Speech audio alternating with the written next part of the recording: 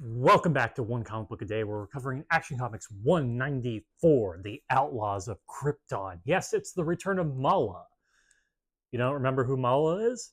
I mean, to be fair, it's not a very memorable name. There were three Kryptonian criminals who arrived on Earth in the late 40s, I want to say.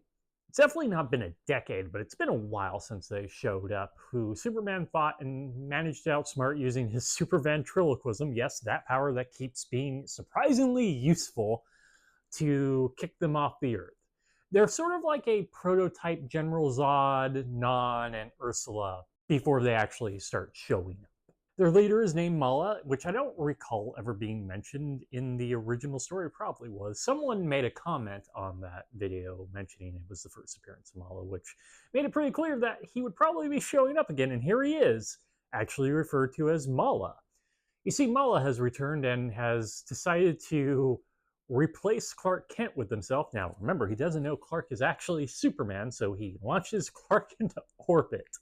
I think I see a flaw in this plan already, because Superman is going to be very aware, and then Superman just kind of lets him do things to see where this is going. The other two members, who I'm sure have names, maybe, actually possibly don't have names, are around and they kind of help out, but they don't do much. So you just kind of have the fun of Mala being Clark, where he is not trying to hide that secret identity very well. He, in fact, actually comes out as Superman just for the hell of it later. Also, do all Kryptonians look the same? Like, it's so easy for him to replace Clark. He doesn't even have to use some sort of special disguise power that Superman has had in the past. And if he ever does come back, he should be pretty suspicious of Clark after he threw him into orbit and he caught fire. Like Flamebird, one of the Kryptonian heroes. We'll get to that in a decade? Silver Age or Bronze Age. I'm not 100% certain when Nightwing and Flamebird actually show up. But yes, what is Mala after? What is his diabolical plan? Well, he's stealing monuments. Wait a minute. Stealing monuments? Did I read the wrong comic again? That was yesterday's comic. You know, the third part to Superman 90. That story. Are you telling me the same thing happened? Yes. Very close to the actual publishing. They basically published two stories that had a very similar idea in them. Come on, Mort Weisinger. If they come and pitch this to you, tell them to put it off for a few months. This is way too close. At best, it's a month or two around the same time, if not the same month. I can't really tell because you can't really trust the publishing dates, but they are fairly close to each other. I would have waited half a year to publish it.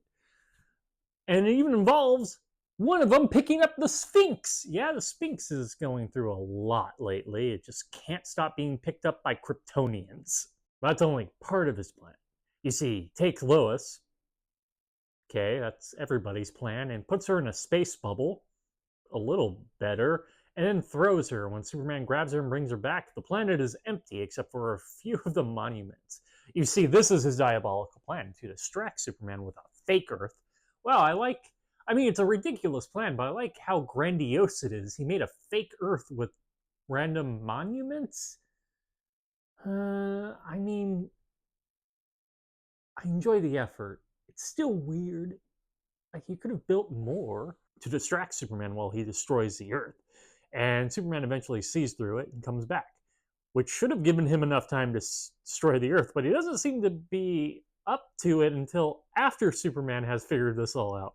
I'm not 100% certain what he was doing while Superman was on that Earth, but it was apparently nothing, because he's explaining this to his guys when Superman arrives and kicks them off the planet, which is now really easy because they have kryptonite, and he just gives them a whole bunch of kryptonite, shoots them out in space, which also might be lethal to them.